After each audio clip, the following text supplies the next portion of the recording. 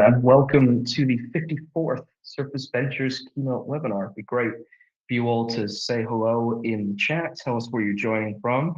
Hello, Wolfram. Good to have you here with us. I'm sure more people will be typing any moment. My name is Dr. Sam McMaster, and I'm the content manager here at Surface Ventures. We are a non-profit organization, and our mission is to provide world-class surface and material science education for both academia and industry. Today, it's my pleasure to introduce Professor Ben Beek of Micromaterials. After postdoctoral study at Hull, Nottingham, and UMass in 1999, Ben joined Micromaterials, where he has been Director of Materials Research since 2006. He's a fellow of the Institute of Materials, Minerals, and Mining, and a past chairman of the Institute of Physics Tribology Group. Is currently a visiting professor at Manchester Metropolitan University and the universities of Leeds and Huddersfield. He's very active in collaborative research and with other nanotest users, with over 175 published papers, particularly in developing nanomechanical test methods and applying them to study mechanical and tribological properties of thin films and coatings. We want to say thank you, of course, to our partner today, Micromaterials. Ben will be speaking a little bit as well about the strategic partnership with Artec Instruments, which some of you may have seen on LinkedIn and various social media to find out more about this today. We'll also be releasing some poll questions and handouts from Micromaterials at the event. I'll be highlighting those in the chat when they are available. Okay, so once we begin the talk, please do, whether it be anything instrumentation based or about the content of the talk, please type your questions into the chat. I will mark them for the Q&A, which we will get to following Ben's talks today. We're planning to go for around 60 minutes in total. We'll be sharing a link for your attendance certificates later in the event. That will be at the beginning of the Q&A session for anyone asking, so they will be there. Once you have your certificate, it'd be great for you to post and tag us on LinkedIn after the event and spread the word about what we do. So without further ado, let's welcome Ben to the stage. I'll get the slides up. Wonderful. Welcome, Ben. Hi, Sam. So we were just chatting about the connection being perfect. My connection dropped out. So oh dear. Well, hopefully that's it fine now. So there we go. You should have your slides. Yeah, so where's brilliant. Okay, stage over to you. Thank you very much, Sam. Okay, so welcome everybody. So this is a very general presentation about some of the applications about using nanomechanical and tribological testing in biomaterials research. So what sort of things have I got in mind? Well, you can kind of split things into two areas. On the left, you have designing improved total joint replacements, hip replacements. So you have very much around the biomechanics, biomedical engineering, and on the right, you can also learn from nature to develop damage tolerant materials. So very much sort of biomimetic type approach. So I'm going to try and give a few examples of these type of research areas in the presentation. So I will very, very briefly introduce nanomechanics if people are not aware of what it is as a test technique. Then I will give a little dive into time-dependent deformation, and that will then lead into a short case study. So thank you very much to Professor Jason Zhang from Birmingham University for providing some slides for that. Then I'll talk a little bit about strain rate sensitive behavior with some examples, again, mostly from the US there. And then I will finish up with some examples of tribological testing at small scale and show how that can give us useful information. So micromaterials are primarily a manufacturer of precision instrumentation for nanomechanics. We also have activities in contract R&D, and also, as you see on the right, we also disseminate best practice through a range of technical publications and books and things like that. So nanomechanics is really all around trying to design small-scale tests to solve big problems. Characterizing the mechanical properties of materials at small scale, but also can be quite critical, and particularly for these sort of biomaterials under the relevant environmental conditions, be they of environment, temperature, moisture level, could be strain rate, and also to try and simulate those contact conditions in our testing. And that allows us then to, and our users to develop an improved understanding of how these materials behave under these conditions, and therefore to design better materials. So the work I'm going to be describing today is all done from various different groups on Nanotest Vantage systems. So those that don't know, Nanotest Vantage is a nanomechanical test platform. It's multifunctional. It has capability for a range of different small-scale mechanical tests: indentation, scratch, wear, fretting, impact. And these can be done at sort of nano and micro scales with different loading heads. And also, as I alluded to, different environments, different temperatures, different moisture levels. And in some cases, you can add additional information by multi-sensing test techniques that really allows you to understand with these multiple signals what's going on in these different contact situations. So for those that don't know, nano indentation is essentially a very small scale hardness test. We're applying a load to, or a force to, a very sharp point, and then we indenting into a material, and there's some penetration, and then as we unload, there's some partial recovery, and contact mechanics is applied to that unloading slope to determine primarily the hardness and elastic modules, but there's also a range of other information you can get over these type of tests. So this example here is just is an example on a fused silica reference sample. So fused silica is mechanically isotropic. So if you indent it at different positions, you should get the same behavior, and that makes it very, very useful to as a reference sample. So biomaterials, however, are inherently more complex. So they are mechanically heterogeneous at different length scales, typically. So here's an example about how we can use the sensitivity of the test techniques, so the ability to put very small indentations very close together to pull out some of this very localized mechanical property information. So there's some examples here where the instrument has been used, in this case by a group in, I think, AGH in Poland, to show how this seashell essentially has calcite crystals with different crystallographic orientations, and these orientations influence the relative proportions of slip and twinning and cleavage that occur. And so you can pull out differences in this and understand how that builds into the toughening mechanisms that these protective armor, these mollusks have.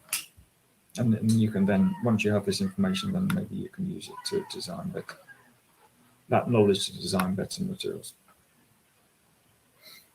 So it's another example in this case of mapping, again, a small volume. So this case, it happens, this is not a bio application by any stretch. This is a high temperature test map into a novel aluminium alloy design for high temperature performance and additive manufacture processing.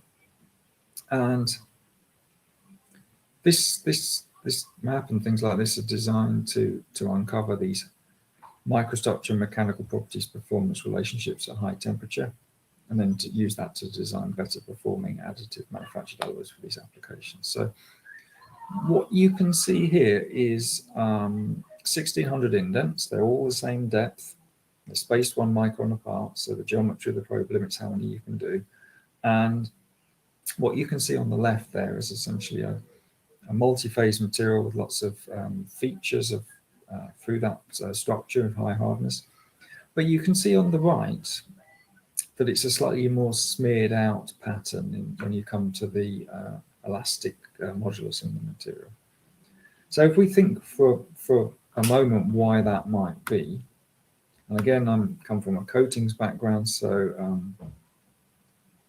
I think that, you know, it's easier to think for me in terms of these type of things, but you can think very much of a multi-scale material, and also think of the different length scales involved when we're doing for the elastic and the plastic stress field. So ISO 14577 part 4 shows this very nicely. So if we wanted the hardness of a thin film on a less hard substrate, essentially, so that you need to do a sufficiently small indentation and that plastic stress field remains within the coating. And that will, if you do those, enough of those, you get the reliable values for the hardness of the coating, provided you've got full plasticity. On the right is the associated elastic field shown schematically for the same sized indent. And you can see it's a much bigger field, so it's a much more far field effect. And what that's telling you essentially is if you then, that your elastic information is coming from further into the structure. So ISO 14577 tells you, gives you a way around that, where you can do measurements at different depths and extrapolate it to 0 depth to get this coating only value of stiffness. But what you're seeing in this, again, I'll find the thing. If we go back, we see again what we're seeing essentially here is this information that we're seeing on the right is because it's coming averaged over a greater area. So these surface features are that you see that the indents are sufficiently small that the plastic stress field is remaining within those surface features a little bit more smeared out. So all of that is assuming that these materials are behaving in an elastoplastic manner. So biomaterials typically are less, it doesn't do this quite as much, to say the least. So they have time-dependent deformation, viscoelastic, viscoplastic deformation. So this is actually not a biomaterial. This is a polyester. And we've just got a couple of examples there where the only difference, indents at different positions, is the differences in the amount of hold at peak load before we're unloading. And the red curve, you can see this so-called nose or bow during unloading. And if you try and apply standard elastic unloading analysis to this, you don't get a sensible elastic modulus measurement at all. However, if you apply the same analysis after a sufficient hold period, then you can get reliable numbers. There's an example there from National Physical Lab a while ago. So this again, so you can improve things by the increased hold together with a fast unload rate. And this is mentioned in ISO a little bit. So they talk a little bit about how you can use to design, particularly for soft metals, but the same sort of things apply very much for polymers, that you want to have this relationship where the unloading rate is sufficiently, is greater than 10 times the creep rate of the peak load divided by 1 over the stiffness. And if you do that, then that means that the effect of creep on your unloading elastic modulus measurements is minimized and you can get a reliable value. So an example of this sort of thing in practice, this is going back quite a while for a little study on some polymeric nanocomposites. And here you can see there's a load time and load protocol of something like 300 seconds or so. And most of the test is a hold at peak load, and there's an additional hold at 90% unloading. And this is not for thermal drift correction. This is for looking at creep recovery. So it's very difficult to separate out for highly viscoelastic materials the effects of creep and thermal drift, creep recovery and thermal drift. So really you do need it's preferable to have a low drift instrument like the nanotest to do these tests rather than try and correct things out. So if we take this experimental protocol and we apply it to nanocomposites or polymeric nanocomposites. So if we think about a nanocomposite, it has lots of useful properties, and you have a polymer matrix, but you might want to improve its creep resistance and stiffness. And one of the ways that that's commonly done is by introducing fillers. And in this case, we're seeing rather schematically again that a conventional filler, in this case it's sort of illustrated for clay tactoids, is shown there on the left essentially. So you're getting some polymer chains, there's some breakup of the structure, but no, there's not much breakup, and most of those polymer chains are basically not affected by that filler. So you can put quite a lot of filler in there and it's not doing so much for you. If you intercalate, you can increase the gallery distance within the clays, and then you can put polymer chains within there. That's quite a good strategy, and you, in practice, has shown that you get even bigger improvements for exfoliated structures. So a lot of polymer and nanocomposite design is based around trying to optimize for these intercalated and exfoliated structures. So we have an example here, again from quite a while ago, where there is a nylon 6 thermoplastic, which has then been modified with sub-micro composites and nanocomposites, and you can see on the left there, they do change the curves a little bit. They change the creep resistance, they change the unloading slope, but it's not immediately obvious from those curves. It looks a bit of a mess. When you crunch the numbers on the right, you can see straight away that for a given filler loading, that the nanocomposite route is better. So that's implying better filler matrix interactions. But equally, you can see the increases are relatively modest. So you have for 20% filler loading of clay, which is a much stiffer material than the polymer, you're only getting sort of doubling or so of the stiffness. So what's going on? So why is what's really behind, apart from sort of quantitatively saying that the nano is better? Well, it turns out you can use the advantage of having had that long hold period in the experiment and say, rather than this creep being a headache that affects the accuracy of the unloading measurements unless you account for it, we actually say it's actually a useful thing in itself to look at and study. So here we're able to apply some simple analysis we developed to look at time constants in this case. And what you can see is that the time constant for the submicron composite essentially is not being affected by the filler loading, whereas on the nanocomposite it is significantly altered. So this is telling you again that there's a beneficial constraining influence on polymer chain constraint in one system but not the other. Okay, so this works. I've forgotten this wasn't coming up as a thing, but on the left we get there are 4 curves again on the thermoplastic, in this case again nylon 6 in this case, and it's mechanically homogeneous material, and yet there's quite a difference. What's happening is that, in fact, that the test environment has been changed between doing those different indents, and what's happened, and it's been changed by using a small volume humidity cell that we have as an option in the nanotest that one of my colleagues, Adrian, developed. This allows a small volume to be rapidly changed, and nylon essentially is plasticized by small organics and also by water molecules. So if you want to design this type of test, you need to, the best way to do it is to dry it out and then introduce humidity, moisture into that cell gradually, rather than try and do it the other way around, because studies have shown it takes the best part of 10 times longer to get the water out than it does to get the water in. So you can study these things. What we can see as well with this application is that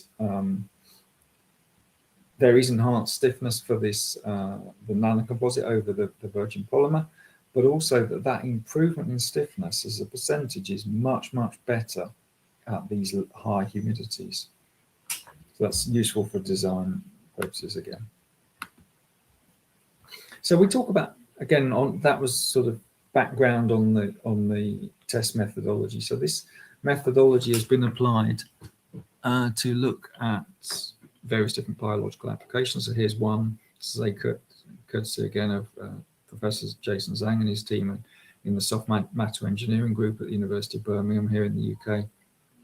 And Jason's group were particularly looking at bone tissue engineered scaffolds, and particularly how they could design the hydrogels in as part of those scaffolds. And hydrogels, as you can see, have many very useful biocompatible properties.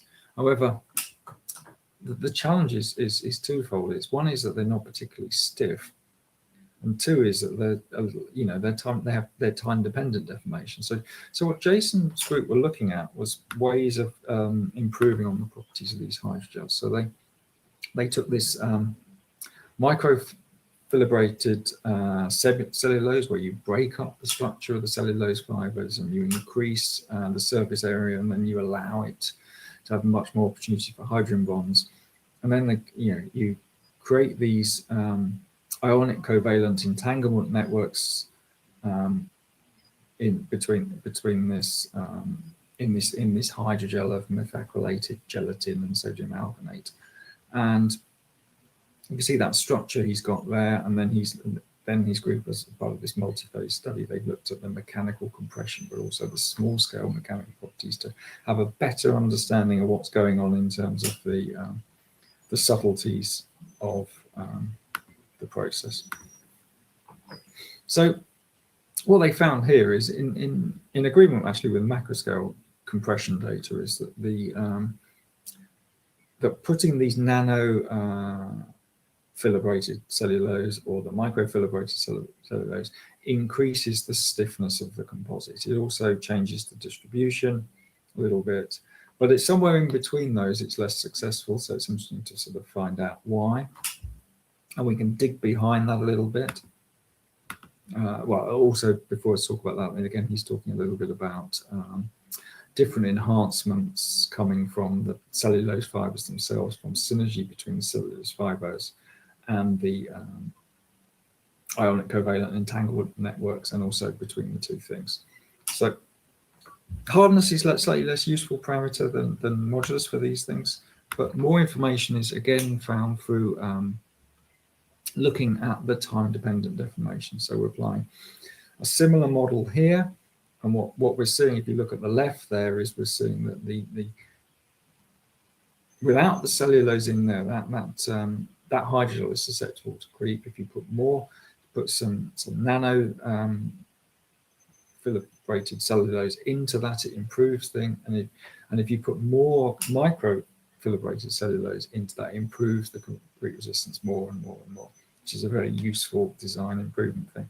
And Jason wondered why that was, and he did some surface science measurements on there. So there's measurements of zeta potential there, and you can see there essentially that the nanofibrillated cellulose is essentially it's at the point where you're getting some agglomeration, which is not helping, but there's more stability with the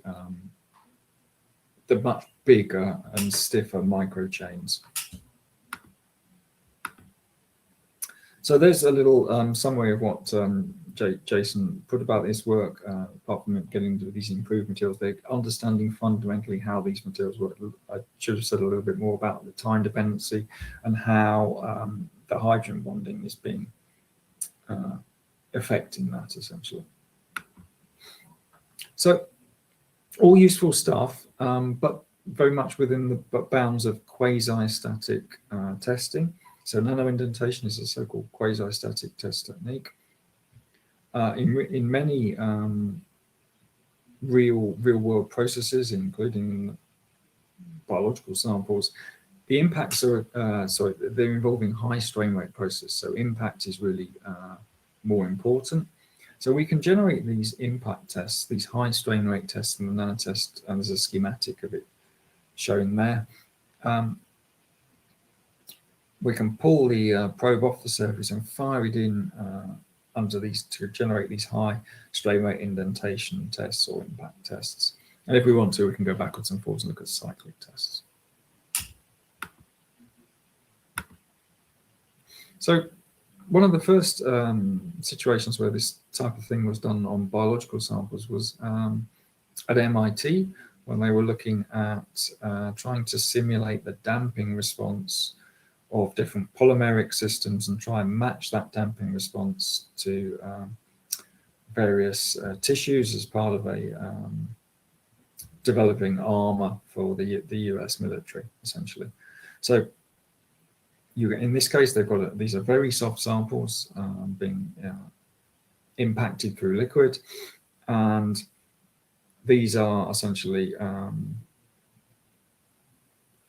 so rather than these very small diamond probes, now we're getting a small, a few millimeter spherical probe, and you can achieve some quite high densities with this test technique. More recently, also out of the US, is some work done at UC Riverside and by Professor David Casalis and his team there. And they were looking particularly at the dactyl club of the mantis shrimp. So in its operation, it's subject to many thousands of impacts, and to get it its food. How does this work? And they noticed that it's got this hierarchical nano or micro level structure with different reinforcement and different length scales, and they're trying to sort of understand why. And part of that work, they were doing some small scale impact tests. In this case, they used a range of different test probes. Sorry, for sharp cube corner diamond indenters, also small spheres.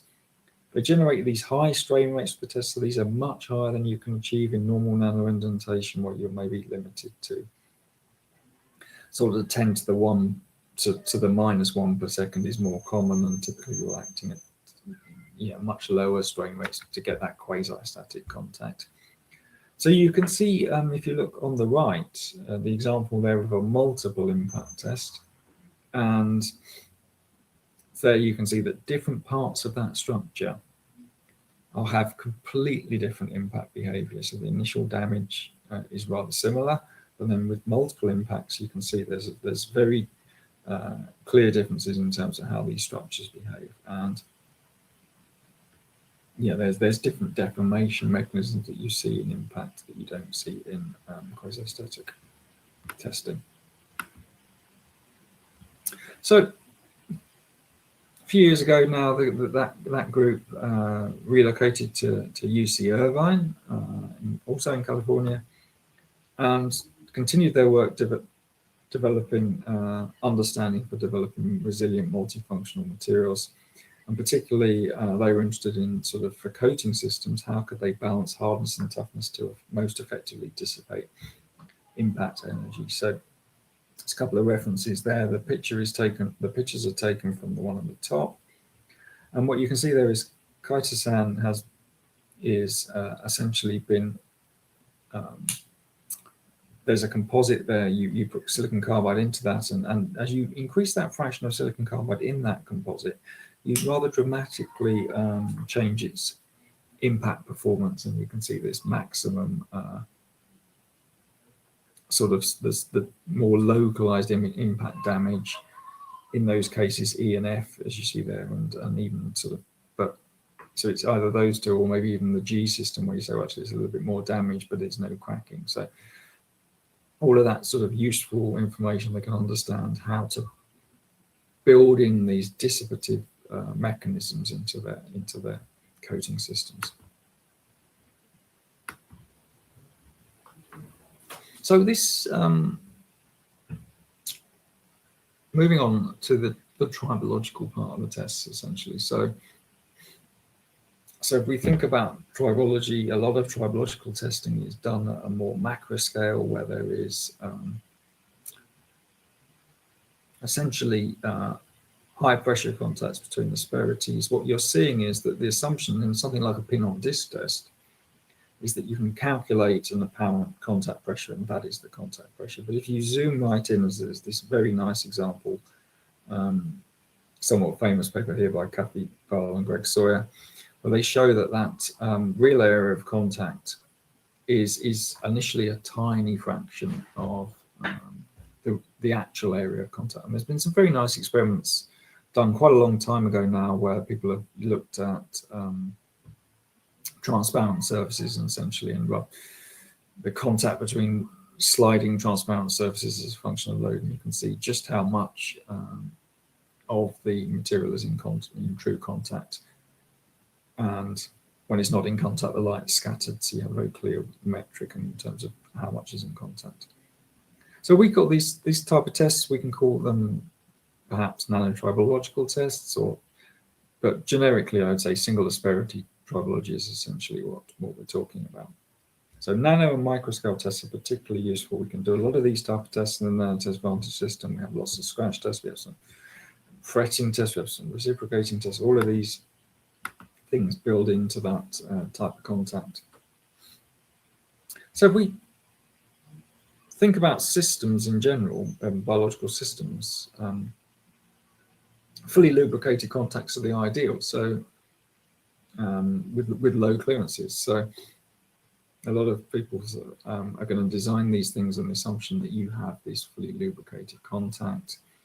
But in fact, when you look at explants, essentially, so as you see on the right, then you get very, very small scratches, often cross scratches that you see on the surface of failed hip joints.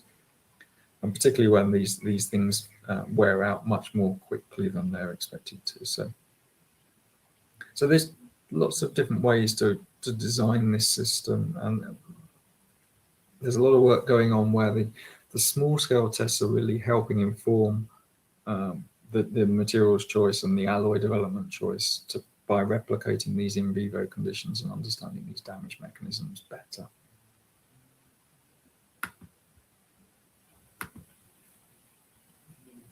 So here's a simple example from the University of Birmingham now. So here they are looking at cobalt chrome alloy, and they're looking at reciprocating wear of this in a phosphate buffer solution, sliding over 1.5 millimeters, and then essentially seeing what happens. So this is Mike Bryant's group now at University of Birmingham. So first of all, you can see on the unmodified surface here, you can mechanically map that unmodified surface, and you can see it has a fairly tight hardness distribution. So it's very hard for a biomaterial alloy cobalt chrome. So these are fairly sort of typical values, sort of just over 5 GPa.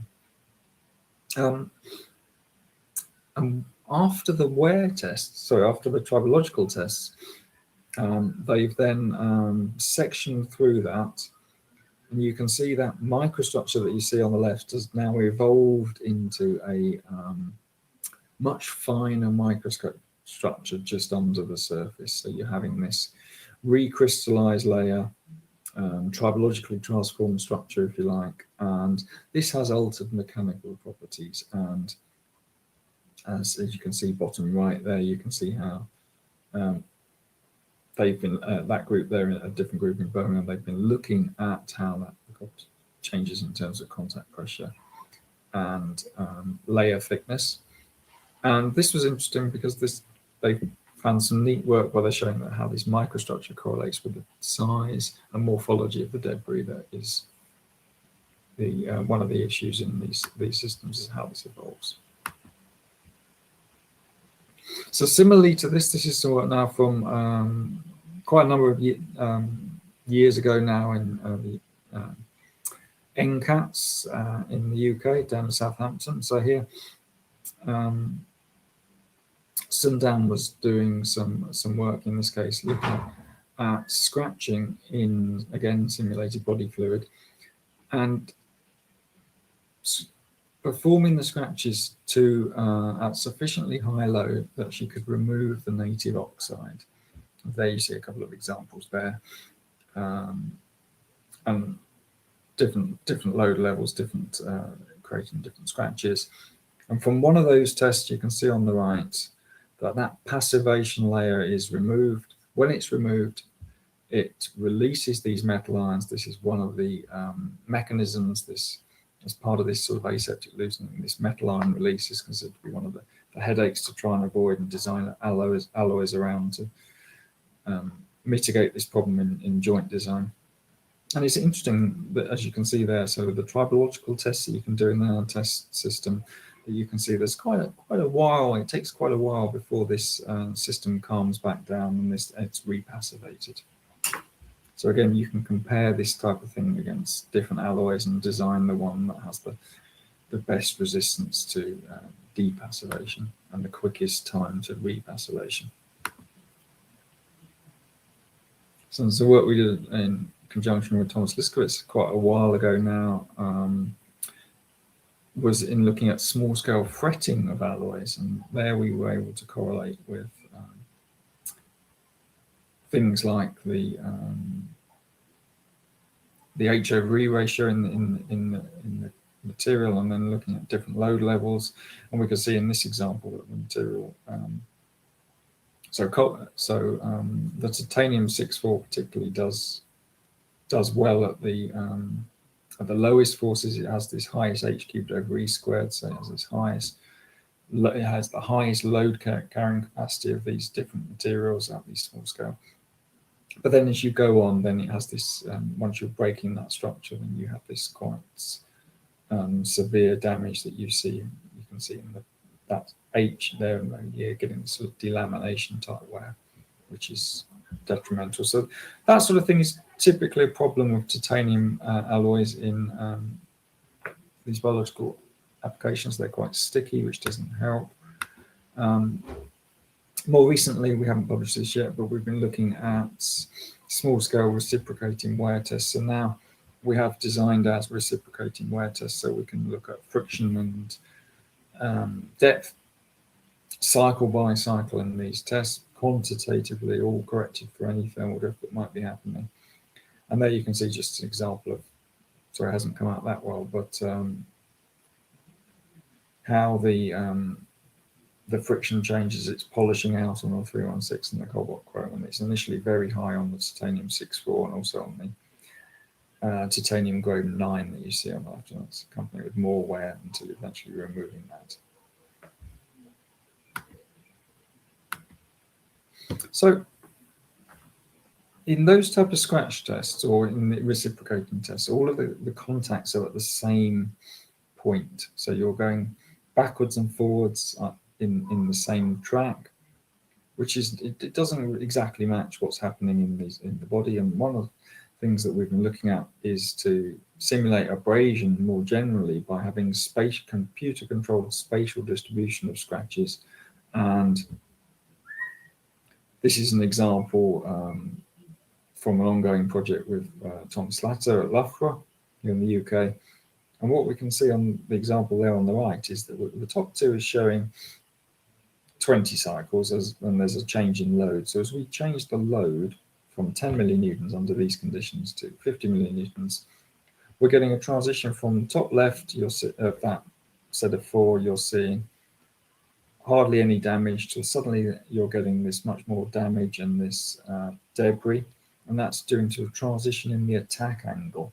So there's promotion of this transition to cutting at lower angles when you have these multiple structures, when you have residual stress fields and pile-up affected previous scratches.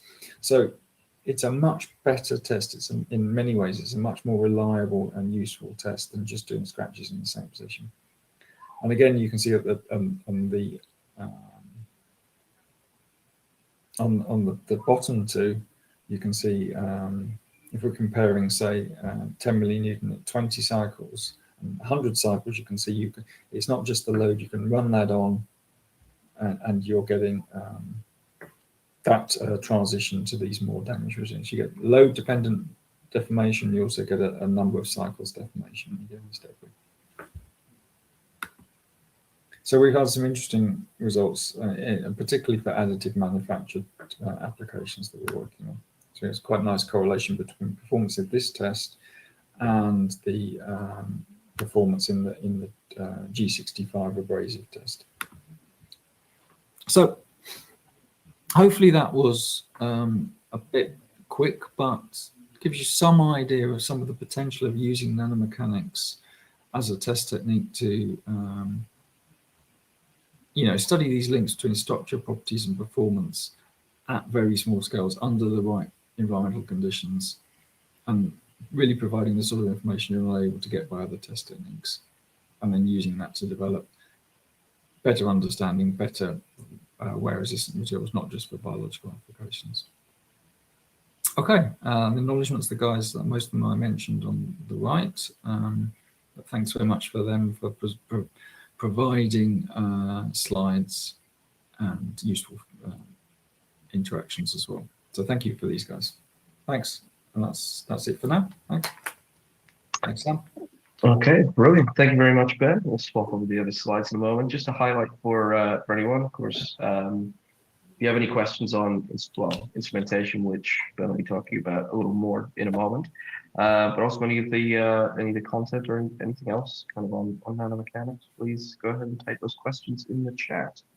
We'll just swap the slides over. There we go. I'll let you talk about the strategic partnership with Artec now. And right. Thank you very much. So yes. So Micromaterials have been our own company for a very long time, but we've had the opportunity to join up with Artec Instruments in the last few months. And this is really exciting. There's a strategic partnership where we have the opportunity to bring the knowledge base and complementary expertise in the two companies together, really as a driver for accelerated growth. So Artec Instruments as a group have been around an awful long time. We've been very impressed with them. And this is actually a snapshot that I took of presentation by Philippe at Artec a couple of years ago. And this as just showing of all the test instrumentation that they had at the time across the different tribological tests. And you can see there you have a multifunctional tribolometer, the MFT 5000, typically the top range thing, but a range of other things such as the vacuum testing, high pressure testing, some fretting tests, and also going into the scratch and indentation arena as well. So that was in 2024, but if we go forward now for a couple of years, and you can see this range is expanding quite considerably. So now there is an air jet erosion tester, there's chemomechanical polishing added to the range, there's a range of 3D optical profilometry tools. A lot of these things, these can be integrated with the different indentation and other test techniques. So that's a unique offering that Artec have, is this ability to integrate 3D profilometry with this optical 3D profilometry with their indentation systems. And they have a range of other different developments. And that Nanotest Vantage and Extreme systems, you can see one of them there. There's the Vantage sitting there on the right in the product range, as we've joined that indentation group now. So watch this space for new developments. So we are actively working with them on the technological side, also on the person side, but also if you can't quite wait that long, please join us, because we're both going to be in Nordtrib in a couple of weeks' time, or less than a couple of weeks' time now, I guess, in Finland. And so Philippe and I have some talks, and then obviously further things after that. But anyway, so exciting times, and just thought I'd introduce you to Artec. I know you've all heard a lot about them in other surface venture things over the year. So now we're part of the Artec group. Okay, that was it. Short and sweet. Sam's escaped. No, he's back. Just take a moment to come back on stage. Thanks, Ben. There we go. Okay, so we'll get to the Q&A in a moment. I just noticed a comment there in the chat. Warren, if there's specific acronyms you weren't, if you can remember what they were, or sort of, we're here to answer questions. So please do go ahead and let us know what those might be. Slides off for now. So before we dive into questions, let me just release the attendance certificate, which is down in the bottom left. there. So we have one there, just a quick one from Warren before we get to the other questions. Just is AM additive manufacturing? Yes, it was. Yeah. Yes. Hmm. Yeah, it is. Don't always see that one. It does tend to get used a reasonable bit. So, but right. We have a couple of questions in the chat right now. Please, if anyone else has any other questions, please type them in. The attendance certificate is there. It is going to be active for the next day. So don't leave us just yet. Click the link, open it, come back. We've still got plenty more to talk about. So we've got a first question here from, excuse me if I'm mispronouncing this, Abdulrahman. I hope I've said that correctly. Who asks, were all the tests done using the same machine? Effectively, yes, is the answer to that. Though the one of the University of Birmingham, the tribological tests that they then did the indentation with our instrument, that was done on a different instrument, but it could have been done on a nanotest with the tribocorrosion cell. So that certainly could have been done on a nanotest as well. So essentially the answer is yes, all of the tests were done, because the nanotest is a multifunctional instrument, so it has the capability to do all of these different tests. So customers pick and choose which modules they want, and so they matches their applications, and they don't pay for things they don't need, things like that. Thanks, Ben. We have another one here from Ario. Again, apologies if I'm mispronouncing. Said, could this approach be used in a multi-layer material, i.e. zeolite, for observing its microstructural defects? Since my research is related to zeolite or CO2 entrapment, I presume that may be the nanomechanical mapping, or just the, say the impact wear, perhaps? There's a lot of things going on with zeolites that could be of interest. I think scratch resistance certainly is something that's affected by the microstructure quite heavily in zeolites. So I didn't really talk about it, but the advantage of the scratch type testing is you can tune the test capabilities. So you don't need to overdo don't need to drive it to failure straight away. This is one of the advantages of being able to have a tightly controlled system that you can tune the load and the depth exactly as you want, essentially. But of course, I mean, equally, there could be a bunch of things. I mean, there are, difficult to say really. There's a lot of things that could be done. Yes, yeah, definitely lots of possibilities there. I think we can tell about a question that must have been, I think I may have been the sort of when you were talking about both the impact and scratch. So it's I think kind of one of the things to perhaps highlight, if I done with the the nanotests, the nice thing is the sample mounting is very open. You can, I think you can talk about it far better than I, but in terms of different samples, there's the possibilities are certainly there. Yeah, I mean, excuse me. Sorry about that. Of course, you can, if you have a relatively small samples, you can map many samples together and test all of them together. It allows you to build up quite a picture of what's going on quite quickly.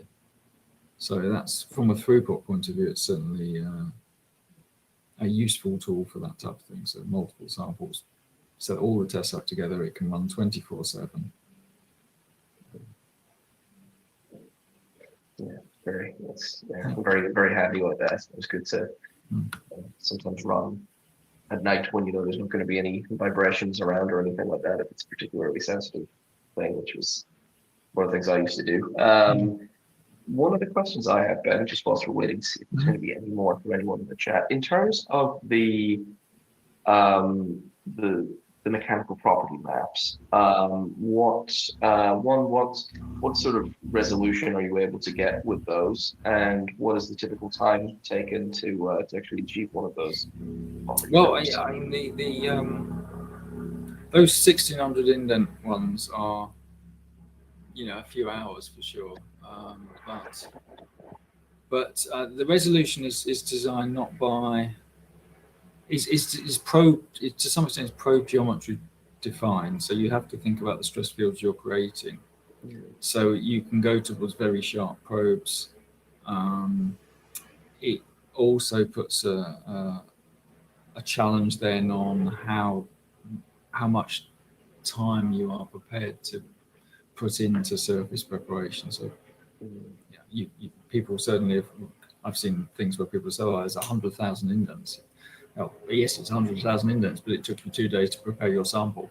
So, so there's different things that you can get out of these things. So,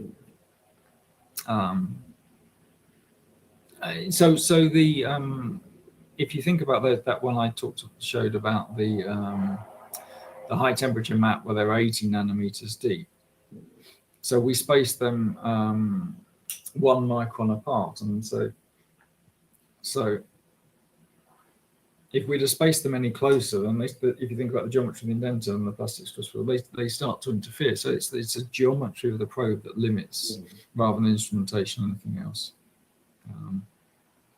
We didn't talk at all about impact mapping, but that's another thing that can be done. So we can do, and somebody was asking me about this the other day, and I did vaguely remember that we did something along those lines an awful long time ago for biological samples. Yeah, and perhaps another thing to highlight as well, though it's not really a key focus of this talk with the biomaterials, but the I think I'm right in saying is randomized impact and scratch. Is that the terminology settled on? Well, we used. I think possibly the problem with randomized suggests that it's somehow not controlled. But in fact, what we're doing is we're trying to replicate the random impact or the spatial distribution of impacts that might occur on a surface subject to erosive wear. So we have abilities to use to computer control statistical distributions that we then can save and restore and reuse at different load levels or different samples. So then it's spatially distributed, I think is possibly a better word, but we're learning on these, what we should call these things. Yeah. But yeah, really good capability. I mean, it was obviously it's there for the scratch, but it's also, as well, you can either select the area of the more spatially distributed. We do have another question from Harris, who has asked, are there any models available for modeling friction using a Berkovich tip? I've seen people using contact mechanics for a conical tip.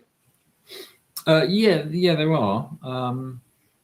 And it's in that case, you need to be aware of whether you're scratching edge on or face on, because that makes a difference to how much ploughing contribution you have, and you can calculate that out. So we've done that for hard coatings and seen clear correlation. So you have a ploughing component, and additionally you have some interfacial component, and what you measure then as a function of load is a combination of those two things. And we've found some success correlating that against mechanical properties, because then the ploughing contribution is lower for the higher H/E type materials. You can see that sort of thing. But basically, yeah, it does show that you are super sensitive to the amount of ploughing, and then but basically you get up to a certain level where I forget exactly what it is, but it varies between edge on and face on. Yeah. I mean, are there many people that just sort of expanding on Harris's question, are there many people that do any kind of friction sort of scanning type testing? It's a risky thing, because it depends what you're scratching. So if you think about one of the advantages of a sphere is it's more likely to not be damaged. And if you think about a super sharp Berkovich, if you scratch with it, then maybe it's not super sharp. So in most of what we've done, probes have been sufficiently blunted before we've done scratches with Berkoviches, or we typically go towards directly small spherical probes. That seems to be a useful way to look at it. So not many is the answer. I think sometimes you saw a bit of it because some instruments years and years ago, they used to glue in the probe, and they use their own, not our instruments, but other manufacturers, and they had no choice to take the probe out, so they had to use that probe. But it's not super clever, if you ask me. Yeah. Always easier to be able to change the probe depending on what It the test is, yeah, and it's one of those nice things in that test that changing the probe takes, as you know, Sam, takes a tiny amount of time. Yeah, it's very quick. One of those nice things. Thinking about probe changing and just sort of thinking back to just what we were talking about as well with the indentation mapping. Does it have you done much, or has anyone done much with, say, a cube corner where it's a lot sharper to get better spatial resolution? I know you said obviously yes, you do a particularly sharp Berkovich, but I wonder if there's been much with, say, a cube corner. Yeah, I think, yeah, cube corner is sort of. I think that there is occasionally you do see that. You do see cube corner maps. Yeah, for that reason, I think if people are trying to get closer. But again, it depends what you're testing. You've got to have that certain level of. Well, let's put it like this: if you're testing a soft alloy or something, then it's not going to be a problem. But if you're starting to test even something like a cemented carbide or something, I think, or anything harder than that, I think you'd start to have problems if you're trying to do very, very small indents, because then your geometry is going to potentially change. I think this is the issue: is that the probes naturally wear down to a point at which they may or may not wear much more, and then they can be used in these maps. But if you start off with a super sharp one, then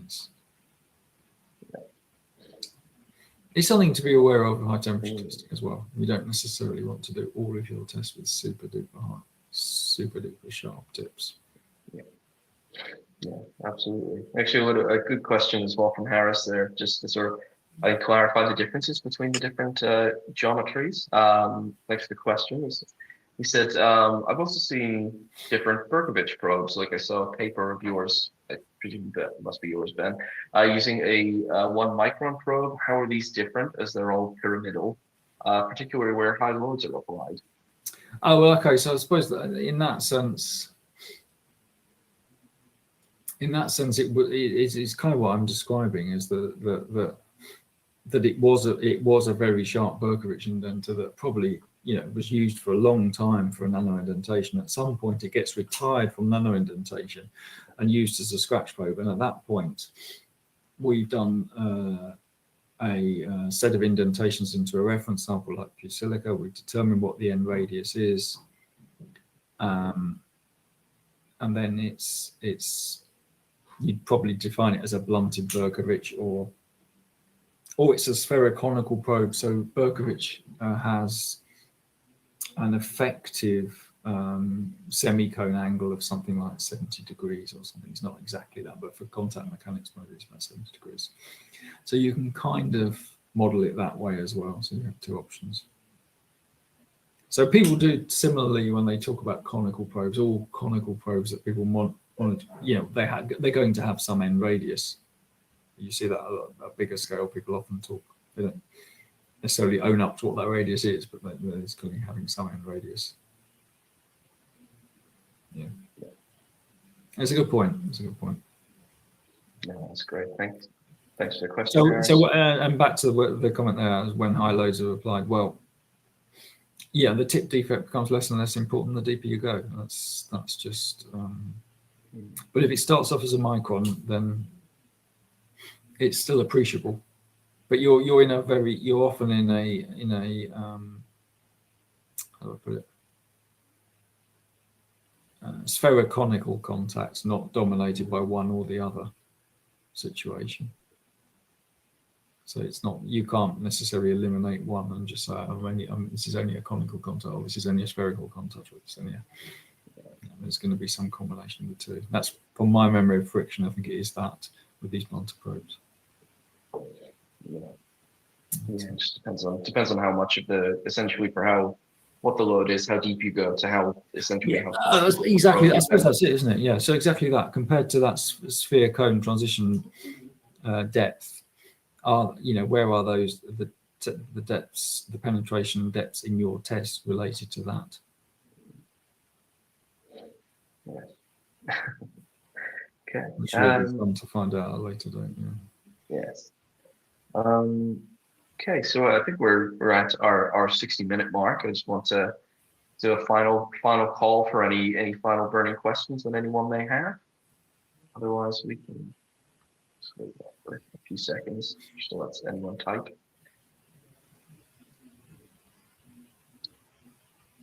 Yes, it doesn't look like we have anything else. So I think with that, it's now a good time to bring the event to a close. So thank you very much, Ben, for the great talk and for telling us more about the strategic partnership with Artec, which is very interesting. I'm looking forward to seeing what happens there.